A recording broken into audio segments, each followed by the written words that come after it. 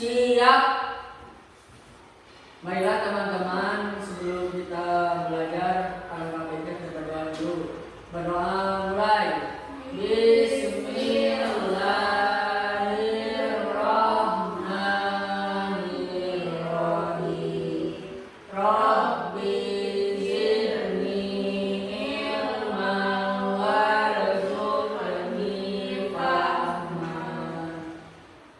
Selesai, beri salam. Assalamualaikum warahmatullahi wabarakatuh. Waalaikumsalam. Silakan duduk. Terima kasih Pak S. Anak-anak, hari ini kita akan mempelajari mengenai teks narasi. Sebelumnya, coba dicek kehadiran teman-temannya. Apakah ada yang tidak hadir hari ini? Ada.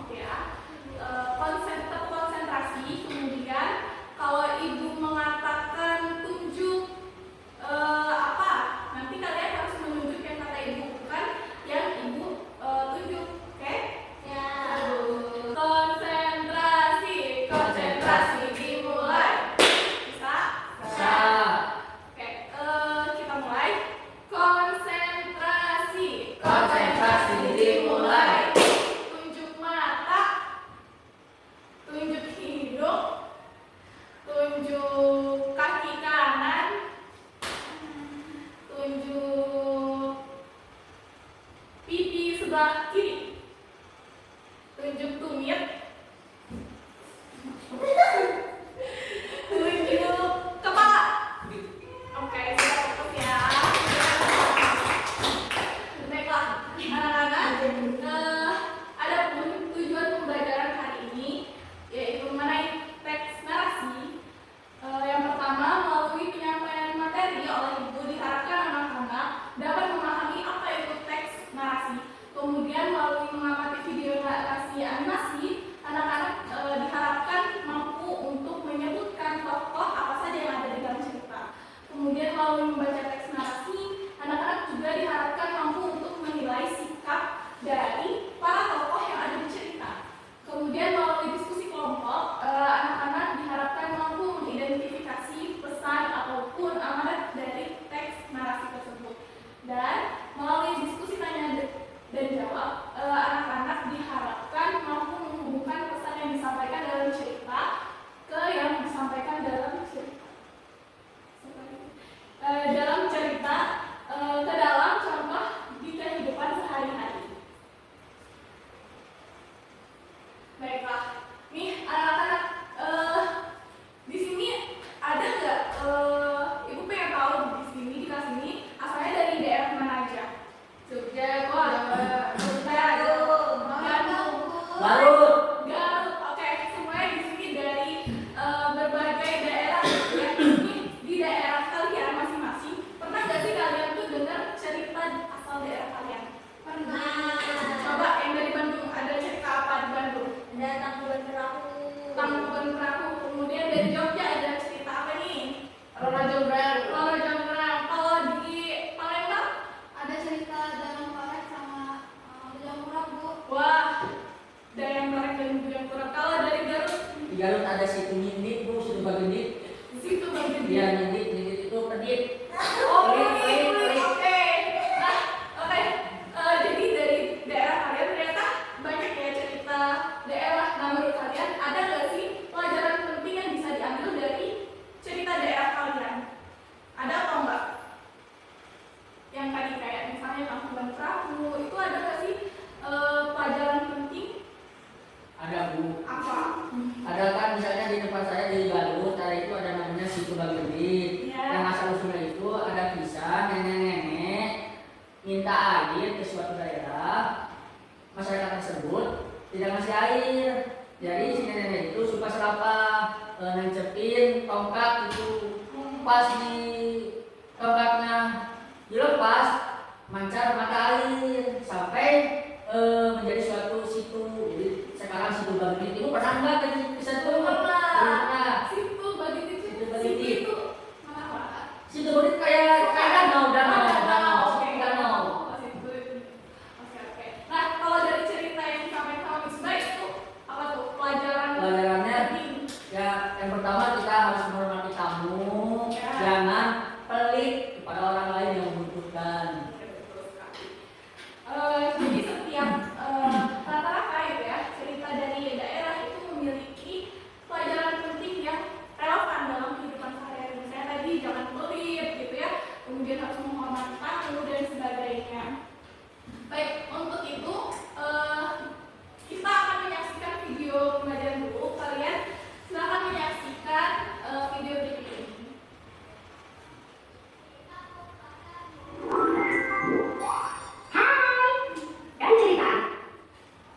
Kisah Sang Mulia, asal-usul Tangkuban Perahu. Dahulu kala di Jawa Barat terdapat sebuah kerajaan yang dipimpin oleh raja bernama Sumbi Pertangkaran. Ia mempunyai seorang putri manis bernama Dayang Sumbi. Tapi nak, kita tadi sudah beli durian di tempat sebelumnya. Dayang Sumbi kecil sangat dimanja. Semua permintaannya harus selalu dituruti.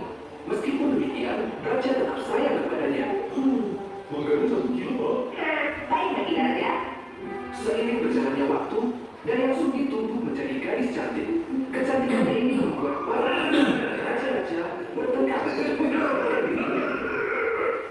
Demi menghindari pertengkaran antara pangeran dan raja-raja, Dayang Sumbi akhirnya menyendiri ke sebuah pondok di tepi hutan. Di pondok itu, Dayang Sumbi gemar mendengar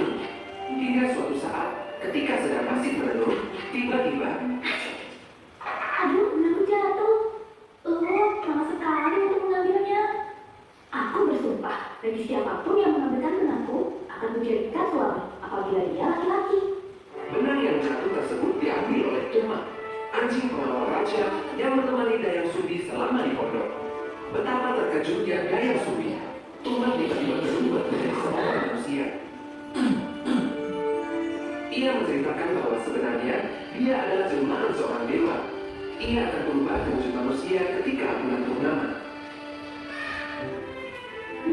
Sesuai janjinya, Dayang Sumbi akhirnya menikahi Tuma. Mereka pun mempunyai anak yang diberi nama Sang Kuria. Dayang Sumbi masih merahasiakan kepada Sang Kuria kecil jika Tuma sebenarnya adalah ayahnya. Seperti kakeknya, Sang Kuria mempunyai kegemaran berburu di hutan. Ia selalu menemani oleh Tuma ketika berburu. Ya ibu, aku berburu dulu. Hati-hati nak. Nah, teman, kita akan berburu rusa yang besar untuk makan malam kita nanti bersama ibu. Menjelang siang, Sang Kuria menemukan rusa seekor pun. Sang Kuria merasa sedikit putus asa. Hah, kenapa tidak ada seekor rusa pun hari ini? Tiba-tiba, Lebih rusa, itu bisa jadi bentuk makanan kita nanti malam. Tuan, cepat kita berburu rusa itu. namun Tuma hanya diam saja. Ia tidak mau mengejar babi rusa itu. Babi rusa itu berlari masuk hutan. Makan malamku. Tuma tidak mau mengejar babi rusa itu karena dia tahu bahwa babi rusa itu merupakan jelmaan Dewi seperti dirinya bernama Wayukia. Ini semua salahmu. Gara-gara kamu, kita tidak bisa makan malam daging. Gelap mata, Sang Kuria tiba-tiba mengambil anak panahnya. Dilepaskannya anak panah itu dari musuh. Mengarah ke Tuma. Maafkan aku, teman. Tapi aku sudah berjanji pada ibu untuk membuat daging. Ibu, aku pulang. Oh Sang Kuria, kau dapat daging buahmu. Ini bu. Wah, daging yang besar. Akan dimasakkan untuk kita dan Tuma. Lalu, gimana Tuma?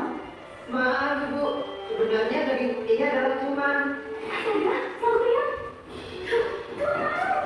Dayang Sumbi sungguh marah mendengar penjelasan Sang Kuria. Tanpa sengaja, ia memukul dahi Sang Kuria.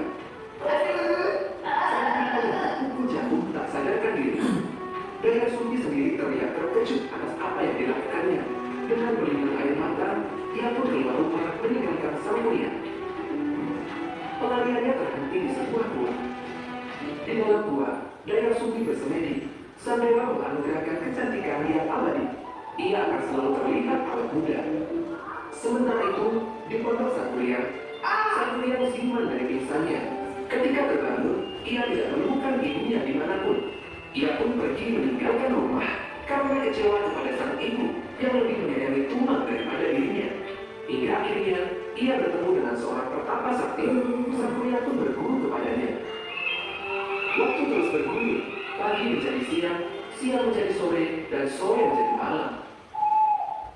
Sang Kuria kecil kini telah berubah menjadi sesosok pemuda yang gagah. Siapa gadis yang sedang memetik buah itu? Tanpa sengaja, ia dipertemukan kembali dengan ibunya. Namun, keduanya tak saling mengenali.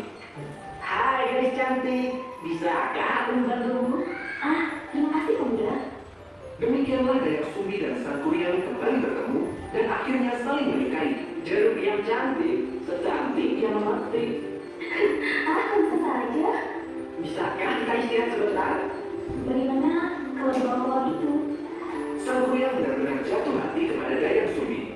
Ia pun meminta agar Dayang Sumbi mau menikah dengannya. Dan hari ini, Sang Kuria berniat untuk bertanya sekali lagi. Wahai Dayang Sumbi, kapankah kau mau menerima lamaranku? Dayang Sumbi bersedia menikah dengan Sang Kuria. Saat hendak menjawab lamaran Sang Kuria, Dayang Sumbi dikejutkan oleh bekas luka yang ada di dahi Sang Kuria. Bekas luka itu? Kau? Kita tidak bisa menikah. Kita tidak bisa hidup bersama. Kenapa? Itu karena kau sebenarnya adalah anakku. Kau bercanda? Mana mungkin? Itu terlihat dari bekas luka di dahimu. Itu luka yang belum aku buat. Aku tidak percaya. Bagaimanapun juga, aku akan menikah denganmu. Kau sungguh keras kepala. Baiklah, jika kau benar-benar ingin menikahiku, aku punya dua permintaan. Buatkan aku sebuah kapal besar dan sebuah bangunan dalam waktu 1 malam. keinginanmu. Sang pria yang sakti mampu memanggil jin untuk mewujudkan permintaan Dayang Sumi. Dia memerintahkan para jin untuk membangun kapal dan membuat malam itu juga. Malam Dayang Sumi yang penasaran memeriksa kerja sang pria. Betapa terkejutnya ia mengetahui sang pria hampir selesai. Ia segera berdoa kepada dewa untuk mengajarkan pekerjaan sang pria karena ia tidak mau menikahi anaknya sendiri. Doa Dayang Sumi dikabulkan. Malam itu kita berjalan sangat cepat. Matahari tidak pernah menyingsing. Tapi kamu kapal yang belum selesai. Kau tidak bisa memenuhi permintaanku. Kita tidak bakal nikah. Tidak! Sang pria bermarah menghadap perbuatannya. Kapal besar itu pun terbalik tertutup. Semakin lama, kapal itu tertutup oleh tanah dan berubah menjadi gunung. Gunung itu kini dikenal sebagai Gunung Tangkuban Perahu, yang berarti perahu tertelungkup.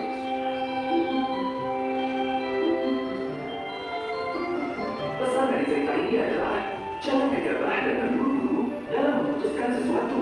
Apalagi kalau hati dan pikiran kita sedang dipenuhi dengan amarah. Selalu berpikir jernih sebelum bertindak. Ya, dukung nih. Ya, itu tadi video ya, merupakan cerita rakyat dari mana? Jawa Dari Barat. Jawa Barat. Coba kalian masih ingat nggak di video tadi siapa aja yang menjadi pemerannya? Dayang Sumi. Dayang Sumi, sang pria, Yang Imam. anak Tuhan, Baginda Raja. Baginda Raja. Dan Dua Mangga. Beliau bangga betul. Terus di cerita ini Dayang Sumi itu sebagai apa? Ibu. Ibu. Selain ibu, Anaknya Raja. Raja. Terus kalau tunang itu siapa tunang? Dewa, dewa. Ya suaminya Dayang Sumi, anjing penjaga, cuma ada dewa gitu ya. Kalau hikmahnya, kalau kalian tadi mendengar di akhir itu ada hikmahnya. Masih ingat nggak hikmahnya? Masih Bu. Betul, jangan terburu-buru dalam mengambil keputusan. Ya, masih Bu. Ya, baiklah. Jadi sudah sebagai pengantar gitu ya tadi video. Nah, jadi apa sih itu teks narasi? Teks narasi merupakan teks yang menceritakan suatu peristiwa secara runtut, di mana teks narasi bertujuan untuk menghibur atau memberikan informasi kayak tadi cerita Tangkuban Perahu itu kan runut itu dari ratunya tadi dari kecil gitu ya sampai dewasa, punya menikah, punya anak dan sampai akhirnya gitu ya. Kemudian struktur teks narasi itu ada pengenalan cerita berupa latar belakang tempat dan waktu, kemudian tokoh, kemudian ada komplikasi setelah pengenalan. Apa itu komplikasi? Yaitu muncul masalah atau konflik yang terjadi kayak tadi misalnya si siapa coba yang menjadi konfliknya? Waktu berantem. Waktu berantem siapa yang berantem? Sang pria yang ingin Sang Pria. Tumang. Iya, sang pria yang membunuh tumangnya gitu ya. Itu adalah masalah yang muncul pertama kali gitu. Sampai kemudian di tahap selanjutnya yaitu adalah resolusi atau konflik menurut solusi terlihat gitu. Dan yang terakhir ada koda bersifat opsional yang berisikan pesan moral dari kisah tersebut.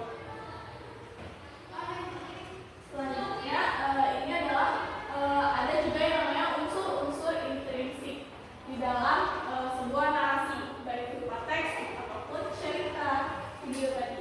Yaitu ada tokoh. Tokoh itu adalah orang atau hewan yang terlibat dalam cerita. Kemudian coba Flora dibaca. Watak itu apa? Waktu itu sifat atau para tokoh. Kalau Misbah baca bagian latar. Latar itu tempat, waktu terjadinya peristiwa. Sarah baca alur. Alur adalah rangkaian peristiwa dalam cerita buku. Mau baca tema. Tema adalah ide pokok cerita.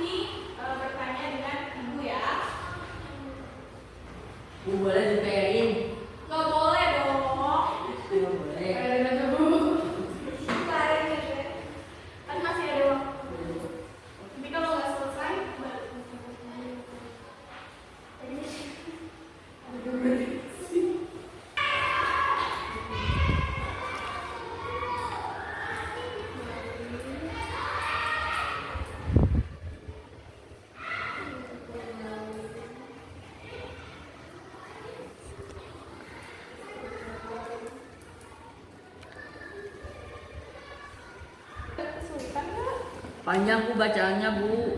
Iya kan kita harus bisa membaca siapa. Kayak dibaca dulu. Bu baca dong. Udah kan tokohnya itu Malin. Ya nanti kecil sama. Terus rumah. pesan moralnya apa ya? Ini jangan lupa identitasnya gini. Karena Ibu kalau misalnya nomor 3 isinya ada 2 boleh nggak Bu? boleh lebih dari 1 boleh. Misalnya jangan durhaka sama menjaga ucapan Bu. Benar, boleh. Agar tidak menyesal. Harus menyayangi dan mengakui orang tua bagaimanapun kondisinya. Harus mengakui dan menyayangi orang tua bagaimanapun kondisinya. Bu bacain ya. Bagaimana anak-anak udah selesai? Sebenarnya. Kalau udah selesai, ibu akan minta kalian mempresentasikan hasil kerja kelompok kalian. Siapa dulu? Kelompok saya Bu. Oke, silakan. Oke, yang Sarah. Assalamualaikum warahmatullahi wabarakatuh. Waalaikumsalam warahmatullahi Tuh. Kami di sini, saya Maulida, Saya Sarah ini. ingin mempresentasikan hasil kerja kelompok kami. Yang pertama, temukanlah tokoh-tokoh yang terdapat dalam cerita Manik Kuda. Dalam cerita tersebut terdapat 3 tokoh. Yang pertama ada Malin, Ibu Malin, dan istri Malin. Uraikanlah sifat masing-masing tokoh dalam cerita Manik Kuda. Pertama, Malin sifatnya durhaka dan pembohong. Yang kedua, Ibu Malin sifatnya penyayang. Yang ketiga, istri Malin sifatnya sombong. Yang nomor 3 dan terakhir, pesan moral yang terdapat dalam cerita Manik Kundang ini kami menemukan ada 3. Yang pertama, janganlah kita durhaka kepada orang tua agar kita nantinya tidak menyesal. Yang kedua, kita harus mengakui dan menyayangi orang tua kita bagaimanapun kondisi mereka. Yang terakhir, menjaga ucapan dan jangan berlaku sombong. Sekian dari kelompok Ibu. Iya. Dari kelompok yang lain ada yang mau ditanyain nggak? Belum ada. Belum ada Bu. Kita kasih tepuk tangan dulu. Sekian dari kelompok kami. Wassalamualaikum warahmatullahi wabarakatuh. Waalaikumsalam. Waalaikumsalam. Ya selanjutnya kelompok Musbah dan Laura.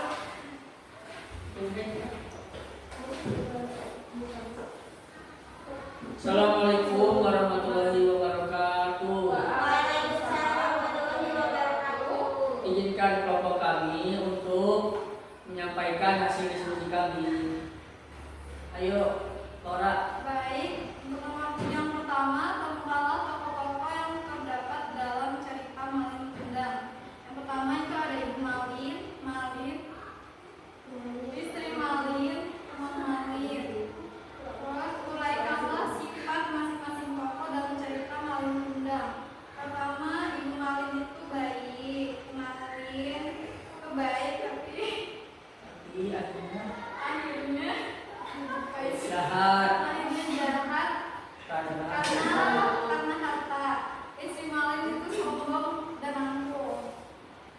Ketiga, temukanlah pesan moral yang terdapat dalam cerita Malin Kundang dan tuliskan contoh-contoh perilaku dalam kehidupan sehari-hari yang mencerminkan dari pesan moral tersebut. Ini gantian presentasinya. Ya Bu, pesan moral yang kita bisa ambil adalah kita sebagai anak harus selalu senantiasa mengakui ibu kita walaupun keadaannya bagaimanapun, dan jangan menjadi anak durhaka. Selesai Bu. Ya. Kelompok lain ada yang mau tanya dulu nggak? Setuju? Ya, kalau ada yang bertanya, terima kasih. Wassalamualaikum warahmatullahi wabarakatuh.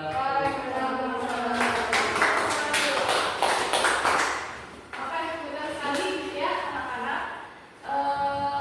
Pelajaran yang bisa diambil tadi gitu ya. Awalnya Malin itu sebenarnya anak yang baik, cuma ketika sudah merantau pulang perantauannya dia